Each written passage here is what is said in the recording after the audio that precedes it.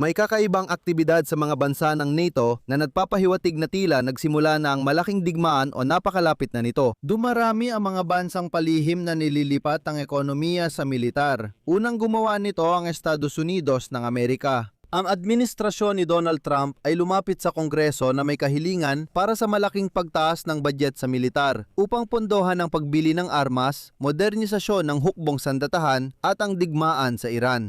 Ang kahilingan ng White House para sa budget ng Pentagon para sa taong 2027 ay umaabot sa $1.5 trilyong at kumpara sa kasalukuyang taon, ito ay tumaas ng $1.5 beses o humigit kumulang $500 bilyong.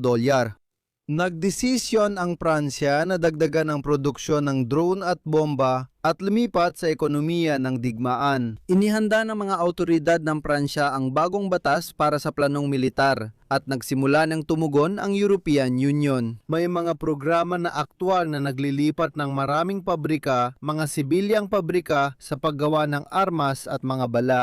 Sa gitnang silangan, lumalala ang digmaan at unti-unti nang lumilipat ang Estados Unidos tungo sa paglusob sa lupa. Nagbabala rin ang kalihim general ng UN na nahaharap ang mundo sa pandaigdigang digmaan. Ako si Alexei Pechi, pag-usapan natin ang magkasama ang paksang ito. Pero bago tayo magsimula sa episode na ito, hinihiling ko ang inyong suporta. Ang operasyon ng YouTube channel na ito ay maaari ninyong suportahan sa pamamagitan ng inyong donasyon, pag-subscribe o pagiging sponsor. Sa madaling salita, kung sa tingin ninyo ay mahalaga, interesante at kinakailangan ng aming channel, maaari ninyo itong suportahan sa paraang pinansyal. Makikita sa video description ang mga link at detalye kung paano suportahan ang channel ni Alexei Pechi. Piliin ang pinakakomportableng paraan. Salamat sa suporta. Mag-subscribe din kayo sa Telegram channel na Pechi News gamit ang link sa description. Kaya lahat ay magiging mas maraming bansa ang naghahanda para sa malaking digmaan. Paalala, ang United Kingdom ay nagdaos ng pagpupulong kamakailan kasama ang 35 bansa para bumuo ng koalisyon upang tiyakin ang seguridad ng paglalayag sa kipot ng Hormuz matapos ang pagtigil ng labanan. Sa pagpupulong ng mga ministro ng panlabas na ugnayan, tinalakay nila ang pag-eskorta ng mga barkong pandigma sa mga barkong pangkalakalan, pag-aalis ng mina sa kipot at proteksyon laban sa pag-atake ng Iran. Kasabay nito, naghahanda ang militar ng bawat bansa para sa kanilang tungkulin. Ngunit sabi nga, ito ay sa ibabaw lang at tiyak ninyong narinig na rin ito. Pero sa likod ng eksena, may mas malaki pang nangyayari. Halimbawa, ngayong araw, lumapit ang administrasyon ni Donald Trump sa Kongreso para humiling ng malaking dagdag sa budget ng militar, pambili ng armas, modernisasyon ng hukbong sandatahan at mismong digmaan sa Iran. Ang kahilingan ng White House para sa budget ng Pentagon para sa taong 2027 ay umaabot ng $1.5 trilyong. Ibig sabihin kumpara sa kasalukuyang taon, ang budget na ito ay tumataas ng $500 bilyong. Sinabi ng direktor ng Budget Office ng White House na si Russell Wood, nanghako si Pangulong Trump na pasiglahin ang pamumuhunan sa infrastruktura ng pambansang seguridad ng Amerika at gawing ligtas muli ang bansa sa mapanganib na mundo. Tinutupad ng budget para sa taong 2027 ang pangakong ito at sinisiguro na nananatiling pinakamalakas ang hukbong sandatahan ng Estados Unidos sa mundo. Bilang resulta ng dagdag na ito, ang gastusin ng Estados Unidos sa militar na siyang pinakamalaki na sa buong mundo ay aabot na sa 4.5% ng GDP. At ang paglaki nito ng 1.5 beses sa loob lamang ng isang taon ay magiging walang kapantay mula pa noong digmaang Koreano noong unang bahagi ng dekada 50. Nagdudulot na ito ng pangamba na naghahanda ang Estados Unidos para sa malaking digmaan. Kahit noong panahon ni Ronald Reagan, ibig sabihin sa kasagsagan ng Cold War, noong inilunsad ng Estados Unidos ang Star Wars program at naglagay ng kanilang mga nuclear missile sa Europa, hindi naging ganito kabilis ang pagtaas ng military budget. Dahil noong 1980, isang tumaas ang military budget ng 25% at noong 1982 naman ay 20%. Sabi ni Trump, gawin agad 1.5 beses ang pagtaas. Mula 1 trilyon na yon, magiging 1.5 trilyon sa 2027. Kailangan ng daan-daang bilyong dolyar na bagong pondo para sa Pentagon upang maisakatuparan ang defense programs ni Trump, kabilang ang Golden Dome Missile Defense System. Kasama rin dito ang modernisasyon ng hukbong dagat na tinawag na Golden Fleet. Huwag magtaka, sa panahon ni Trump, lahat nagiging ginto. Ibig sabihin, ang Golden Dome Project ay nagkakahalaga ng $175 bilyong at ang pangalawa ay layang magtayo ng 25 Trump-class na barkong pandigma. Oo nga, na magkakaroon ng mga laser, hypersonic na mga missile at kayang magdala ng mga sandatang nuklear. Bukod pa rito, balak ng Pentagon na dagdagan ang pagbili ng F-35 na mga fighter jet. Ibig sabihin ngayong taon ay 47 ang bibilhin at sa susunod na taon ay 85 na eroplano. Dagdagan ang gasto sa armas mula $205 bilyon hanggang $260 bilyon, pati na rin ang pamumuhunan sa pananaliksik at pag-unlad. Kung ngayon ay $179 bilyon sa 2027 naman. Sa pananaliksik at pag-unlad, nais nilang maglaan ng hindi bababa sa $220 bilyong. Noong Enero, nang hako si Trump ng bagong pondo para sa militar ay magmumula sa mga buwis at taripa na ipinatupad laban sa mga bansa na ayon sa kanya ay nagnakaw sa Amerika noon. Ibig sabihin, sinabi niya nakikita siya ng pera mula sa mga taripa at ilalaan niya ito sa kanyang mga programang pangdepensa. Ngayon naman ayon sa Bloomberg, plano rin ng White House na bawasan ng 10% ang mga hindi militar na bahagi ng budget.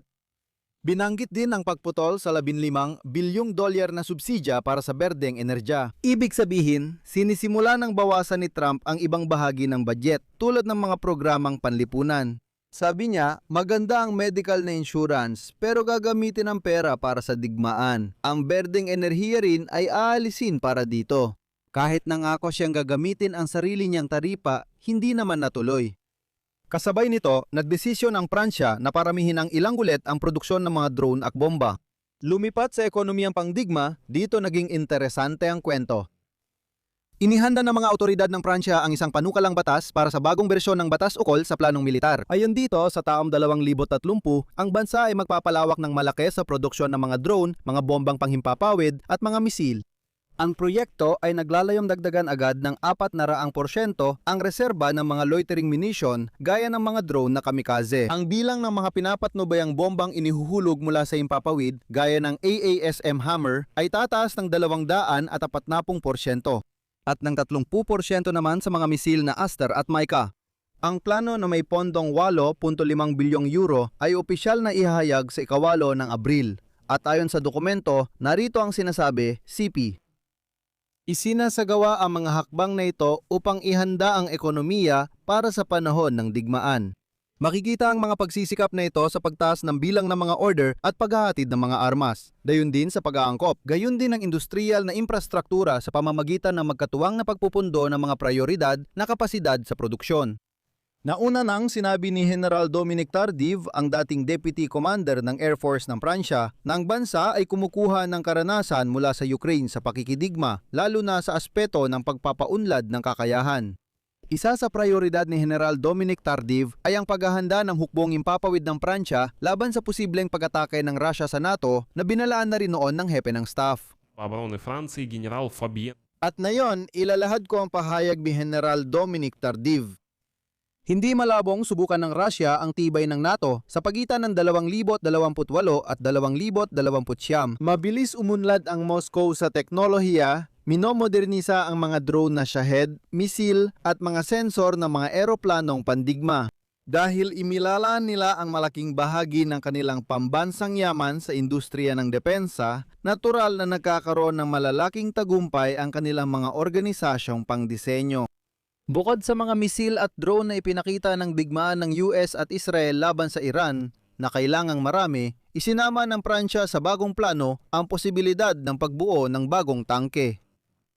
Ayon sa proyekto, magsisimula ang Paris ng pananaliksik para matukoy kung anong makinaryang pandigma ang papalit sa kasalukuyang pangunahing tangke ng Pransya na Leclerc. Malawak ang saklaw ng panukalang batas. Isa itong pangmatagalang programang pinansyal na may target para sa pagbili at pagdevelop ng sandata. At pagsapit ng 2027 ang mga gastusin para sa depensa ay umaabot na sa 63.3 bilyong euro. Kasabay nito, opisyal na inaprubahan ng European Commission ang isang programang tinatawag na EDIP. Ito ang kauna-unahang mekanismo sa kasaysayan ng European Union na hindi lang para sa pagbili, kundi para sa radikal na pagpapalawak ng kapasidad ng produksyon sa loob ng Europa. Mahigit 700 milyong euro ang inilaan para sa mabilisang pagpapalawak ng produksyon ng mga misil, bala at anti-drone system.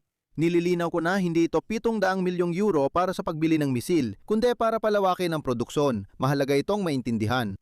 Ipinapatupad ng European Union ang prinsipyo ng pagbibigay prioridad sa Europa, hiniikayat ang mga kumpanya na bumili ng bahagi sa loob ng EU upang maalis ang pagdepende sa Estados Unidos at Asia.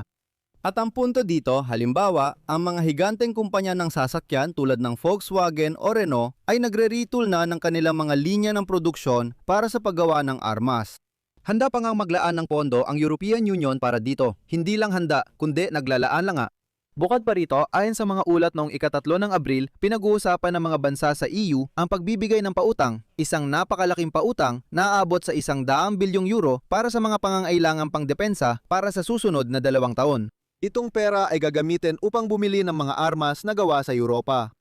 Inilunsad sa Europa ang BraveTech para isama ang mga military startups sa production chain ng malalaking kumpanya tulad ng Rheinmetall. Ibig sabihin sa Europa, lumilipat na sila sa tinatawag na ekonomiyang pangdigma.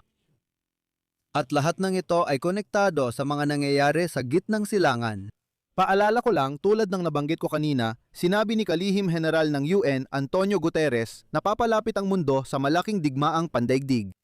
Ibig sabihin, malinaw na sa gitnang silangan ay nagsisimula pa lang ang lahat at ang Europa at Estados Unidos ay naghahanda na.